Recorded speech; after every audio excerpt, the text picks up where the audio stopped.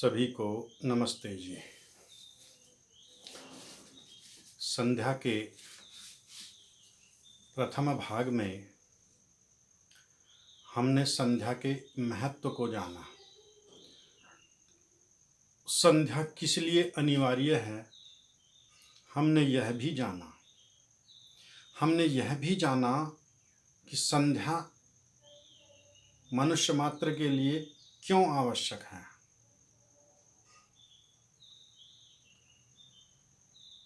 इसके साथ संध्या के प्रथम मंत्र में हमने एक संकल्प लिया, एक प्रतिज्ञा की और उस परमेश्वर से हमने प्रार्थना की कि हे प्रभु, हमें समस्त सांसारिक सुखों को प्राप्त कराइए और मोक्ष के आनंद को हमको प्राप्त कराइए।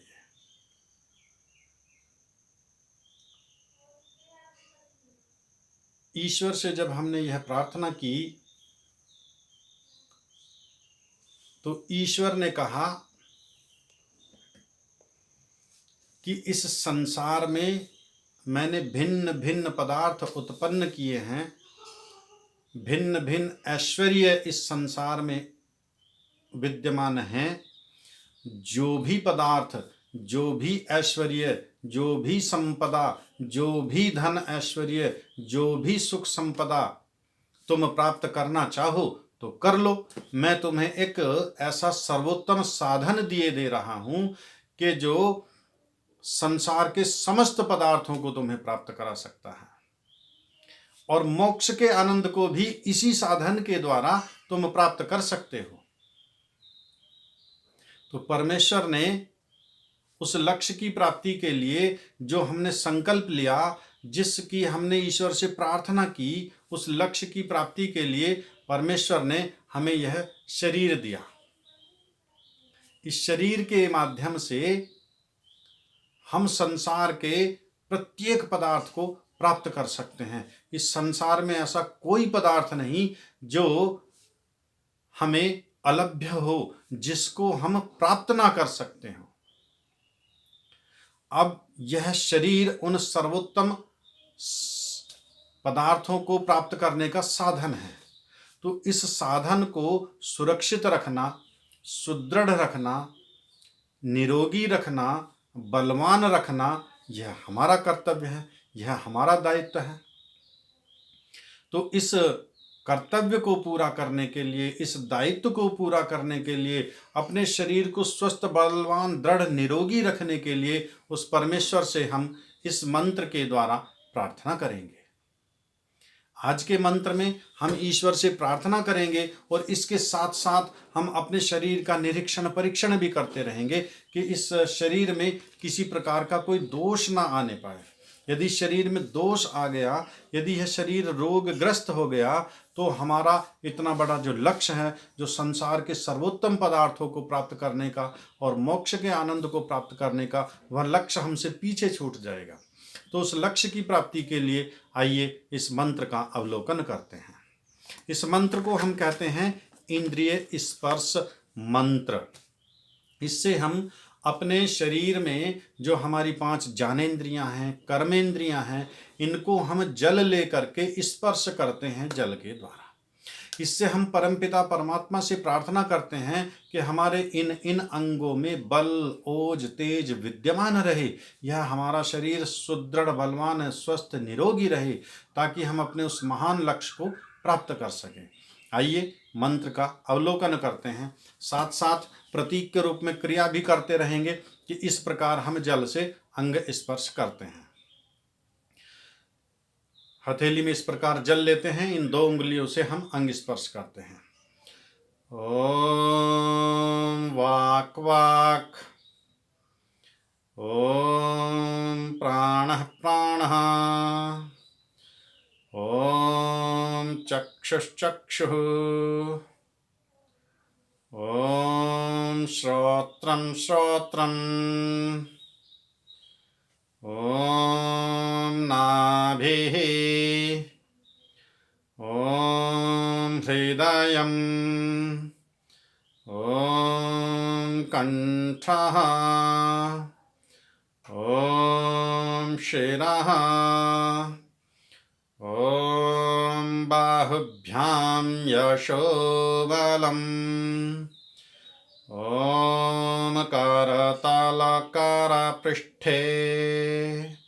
करतल करपृष्ठ को इस प्रकार करते हैं कि इस हथेली में जल है, दूसरा हाथ इसके ऊपर इस प्रकार रख लेते हैं, दोनों हाथ को सीधा करेंगे और इस हाथ को इस प्रकार करेंगे कि जल नीचे न गिरने पाए और जल ऊपर आता हुआ इस प्रकार हाथ को ऐसे, और ये कर पृष्ठ, ये कर पृष्ठ में लाना है, यहाँ पर भी जल आ जाता है। ये कर पृष्ठ है और ये कर तल है और ये कर पृष्ठ है। तो इस प्रकार जल लाना है ताकि ये कर पृष्ठ का भी स्पर्श इससे हो जाए। अब इन मंत्र का भाव देखते हैं। सर्वप्रथम हम अपने जब शरीर का निरीक्षण कर रहे हैं कि उस महान लक्ष्य की प्राप्ति के लिए यह हमारा शरीर उस लक्ष्य की प्राप्ति करने में सफल सक्षम है अथवा नहीं, इसमें कोई रोग तो नहीं। हम सर्वप्रथम देखते हैं वाक। वाक, इस मुंह पर जो हम अंग स्पर्श करते हैं, इसका अर्थ है कि वाक, ये जो रसना है, जो जिह्वा है हमारी, यह दो कार्य करती है। एक तो रस लेने का कार्य करती है, दूसरा बोलने का कार्य करती है। अर्थात जितना उचित हो उतना बोलूं, सम्यक बोलूं, सत्य बोलूं, किसी के लिए अप्रिय ना बोलूं, ये हमें वाणी पर नियंत्रण रखना है। और रस, उस रस का उपभोग करूं जो मेरे शरीर को स्वस्थ, दृढ़, बलवान, स्वस्थ, निरोगी बनाता हो। ऐसे भी व्यक्ति हम देखते हैं कि उनको शराब का पीने का चस्का लगा हुआ है, किसी को भांग पीने का चस्का लगा हुआ है, किसी को अन्य और मादक द्रव्यों का सेवन करने का चस्का लगा हुआ है। ये हमारे शरीर का विनाश करने वाले पदार्थ हैं। इन सब पदार्थों से हमको बचना है। दूसरा, फिर हम अंग स्पर्श करते हैं नासिका के दोनों छिद्रों पर। ओम प्राणः प्राणः, प्राण वायु के द्वारा ही यह हमारा स्थूल शरीर संचालित है। यदि हमारे प्राण में कहीं कोई विकार उत्पन्न हो जाता है तो यह शरीर हमारा उतना स्वस्थ नहीं रह पाता, ना इससे हम ऐसे परिश्रम कर पाते, शारीरिक परिश्रम भी नहीं कर पाते, जिसको हम कहते हैं कि यह श्वास का रोगी है। उसका सीधा सीधा जो श्वास प्रश्वास की प्रक्रिया है वो विकृत हो गई है। हमारे इस स्थूल शरीर में 10 प्रकार के प्राण हैं, 5 मुख्य प्राण और 5 उप प्राण। प्राण, अपान, व्यान, उदान, समान, नाग, कूर्म, कृक्कल, देवदत्त, धनंजय, ये 10 प्राण हैं। इन 10 प्राणों के द्वारा शरीर संचालित होता है। तो इस शरीर को हम सुदृढ़, बलवान, दृढ़, निरोगी रखने के लिए प्राणायाम सुबह शाम करते हैं, इसीलिए कि प्राणों पर हमारा नियंत्रण हो, यह प्राण हमारे वश में हो, इसमें किसी प्रकार का कोई दोष ना हो। उसके बाद फिर अंग स्पर्श करते हैं हम आंखों का। चक्षु चक्षु, इन चक्षुओं से, इन आंखों से उन्हीं दृश्यों को मैं देखूं जो मुझे मेरे लक्ष्य की प्राप्ति कराने वाले हों। मेरी आंखें बिल्कुल चिड़िया की आंख पर लगी हुई हो, निशाना बिल्कुल चिड़िया के आंख पर लगा हुआ है। अर्थात मेरा लक्ष्य है संसार के सर्वोत्तम पदार्थों को प्राप्त करने का और मोक्ष को प्राप्त करने का। तो वैसे वैसे कार्य करता रहूं, इन आंखों से वैसे वैसे दृश्य देखता रहूं। इन आंखों का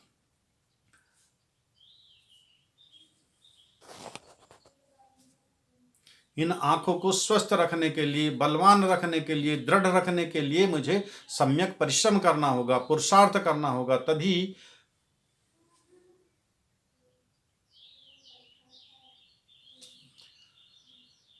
इस कार्य को मैं पूरा कर पाऊंगा। तो इन आंखों का भी मुझको ध्यान रखना है और परमपिता परमात्मा से प्रार्थना करते रहेंगे, हे प्रभु मेरी आंखें 100 वर्षों तक स्वस्थ रहें, दृढ़ रहें, बलवान रहें, निरोगी रहें। उसके बाद कानों पर अंग स्पर्श करते हैं। श्रोत्रम श्रोत्रम, अर्थात मेरे कान स्वस्थ रहें, बलवान रहें, मैं 100 वर्ष तक इनसे ठीक ठीक सुनता रहूं और इनसे वही शब्द सुनूं, ईश्वर की स्तुति सुनूं, उसका गुणगान सुनूं, अच्छे अच्छे सिद्धांतों को इन कानों से सुनकर अपने आत्मा में मैं ग्रहण करूं। कोई अपशब्द, किसी की निंदा, किसी की चुगली, किसी की बुराई, ऐसे शब्द मैं ना सुनूं जिनसे मेरे चित्त में गलत संस्कार पैदा होते हों। हम जो भी देखते हैं, जो भी सुनते हैं, जैसा जैसा करते हैं, उसका हमारे चित्त में संस्कार जमा हो जाता है और वह संस्कार हमारे भविष्य के कार्यों को प्रभावित करता है। इसलिए इन आंखों पर भी हमें विशेष ध्यान रखना है, कानों पर भी विशेष ध्यान रखना है, नासिका पर अर्थात प्राणों पर विशेष ध्यान रखना है। इसके बाद हम नाभि का स्पर्श करते हैं। नाभि हमारे संपूर्ण शरीर का संचालन करता है, ये हमारे शरीर का केंद्र है। नाभि का अर्थ ही केंद्र होता है, अर्थात नाभि से अर्थ इस पूरे उदर से है, पेट से है, अर्थात इस पेट के अंदर ऐसा कोई पदार्थ ना जाने पाए जो इस शरीर में रोग उत्पन्न करता हो। यदि शरीर में रोग उत्पन्न हो जाएगा तो मैं उपासना नहीं कर पाऊंगा, शारीरिक परिश्रम नहीं कर पाऊंगा, पुरुषार्थ नहीं कर पाऊंगा, फिर मेरे इस लोक का भी लक्ष्य छूट जाएगा और उस लोक का भी लक्ष्य छूट जाएगा, अर्थात मोक्ष की प्राप्ति भी नहीं कर पाऊंगा। इसलिए इसको भी मुझे नियंत्रित रखना है। हृदयम, मेरा हृदय विशाल रहे, दृढ़ रहे, बलवान रहे, मजबूत रहे, इसमें किसी प्रकार का कोई रोग उत्पन्न ना होने पाए। कंठ में भी, कंठ से ऐसी वाणी बोलूं, ऐसी वाणी बोलिए मन का आपा खोए, ओरन को शीतल करे आपहु शीतल होए। अर्थात ऐसे वचन हमको प्रयोग करने हैं जिनसे सभी हमारे मित्र बने। जब सब हमारे मित्र बनेंगे, कोई हमारा शत्रु नहीं होगा, कोई हमारे कार्यों में व्यवधान पैदा नहीं करेगा, तो हम इस लोक के समस्त सांसारिक ऐश्वर्यों को, समस्त सुखों को प्राप्त करने में सक्षम हो जाएंगे। इसके बाद फिर शिरहा, अर्थात इस सिर में जो हमारा स्थित मस्तिष्क है, बुद्धि है हमारी, यदि बुद्धि विकृत हो जाती है तो फिर हम सांसारिक पदार्थों को प्राप्त नहीं कर सकते, इन ऐश्वर्यों को प्राप्त नहीं कर सकते। जो जो ऐश्वर्य हमारे पास हैं, फिर तो हम उनका भी सेवन नहीं कर पाएंगे, उनका भी सम्यक उपभोग नहीं कर पाएंगे। इसलिए इस बुद्धि को हमें स्वस्थ रखना है, बलवान रखना है, दृढ़ रखना है। ऋषि दयानंद जी सत्यार्थ प्रकाश में उद्धृत करते हैं, बुद्धिम लुम्पत्ति यद द्रव्यम मदकारी तद उच्यते, अर्थात जो जो बुद्धिनाशक पदार्थ हो उन सबको त्याग देना चाहिए। ऐसे पदार्थों का सेवन नहीं करना चाहिए जो हमारी बुद्धि को विकृत करते हों, जो हमारी वाणी को विकृत करते हों, जो हमारे उदर को विकृत करते हों, जो हमारे शरीर को विकृत करते हों। फिर कहते हैं बाहुभ्याम, अर्थात मेरी भुजाओं में बल हो। कैसा बल हो? यशो बलम, यश दिलाने वाला बल हो। ऐसा बल नहीं चाहिए जिससे दूसरे भय करें या दूसरों को मैं सताने वाला बनूं, नहीं। इस प्रकार का बल, अर्थात बाहों का बल से तात्पर्य केवल भुजाओं के बल से नहीं, संपूर्ण शरीर के बल से है। यदि भुजाओं में बल पर्याप्त है लेकिन मेरे पैर खराब हैं तो कोई कार्य नहीं कर पाऊंगा, लौकिक साधन भी छूट जाएंगे, लौकिक जो मेरे लक्ष्य हैं वो भी छूट जाएंगे, सांसारिक ऐश्वर्यों को प्राप्त नहीं कर पाऊंगा, मोक्ष में भी बाधक बन जाऊंगा। तो इस भुजाओं के बल से तात्पर्य मेरे पूरे शरीर की ऊर्जा से है, उस पूरे शरीर के अंग प्रत्यंगों में दृढ़ता रहे, बलवान मेरे शरीर ये बना रहे। ऐसी हमने प्रार्थना इन मंत्रों में की। अब इस शरीर का हमने पूरा निरीक्षण परीक्षण किया, जिन जिन पर अंग स्पर्श किया है, केवल ये ही अंग नहीं, मेरे शरीर के समस्त अंग प्रत्यंग जो बाह्य और अभ्यंतर अंग हैं, श्वसन तंत्र, पाचन तंत्र, तंत्रिका तंत्र और जितने भी तंत्र हैं मेरे शरीर में, वो सब अपने कार्य को ठीक ठीक सुचारू रूप से करते रहें। जब हमारा शरीर हर प्रकार से स्वस्थ, बलवान, सुदृढ़, निरोगी है, फिर उस लक्ष्य को प्राप्त करने से हमें कोई नहीं रोक सकता। फिर सांसारिक लक्ष्यों की भी हम प्राप्त कर सकते हैं और उस मोक्ष की भी हम प्राप्ति कर सकते हैं। किंतु एक बाधा उत्पन्न हो सकती है।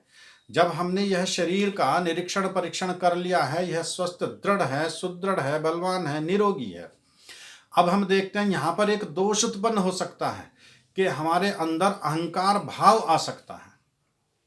मेरे जैसी वाणी कोई नहीं बोल सकता, मेरे जैसी बुद्धि किसी की नहीं, मेरे जैसी विद्या किसी की नहीं, मेरे जैसा बल किसी का नहीं, मेरे जैसा धन किसी के पास नहीं, मेरे जैसा यश किसी के पास नहीं, जितना इंद्रियों का मैं संयम करता हूं इतना कोई नहीं कर सकता, मेरे जितना तप कोई नहीं कर सकता, मेरे जितना पुरुषार्थ कोई नहीं कर सकता।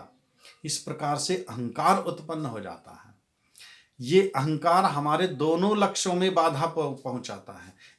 जो सांसारिक ऐश्वर्यों को प्राप्त करने का हमारा लक्ष्य है, उसमें भी यह अहंकार बाधा पहुंचाता है, और जो मोक्ष प्राप्ति का साधन है उसमें भी यह बाधा पहुंचाता है। इस बाधा के निवारण के लिए जो अगला मंत्र है उसमें उपाय बताया गया है। तो आज यहीं समाप्त करते हैं, कल दूसरे मंत्र में इस निवारण का उपाय करेंगे, उस उपाय पर चर्चा करेंगे। अब अपनी वाणी को यहीं पर विराम देते हैं। आप सभी का बहुत बहुत धन्यवाद। सभी को नमस्ते जी। कृपया करके इस वीडियो को सभी को भेजने का प्रयास करें, चैनल को सब्सक्राइब करें और इस वीडियो को अधिक से अधिक प्रचारित करें ताकि सभी को इस संध्या के महत्व का ज्ञान हो सके और सभी इसका लाभ उठा सकें। सभी का धन्यवाद। सभी को नमस्ते जी।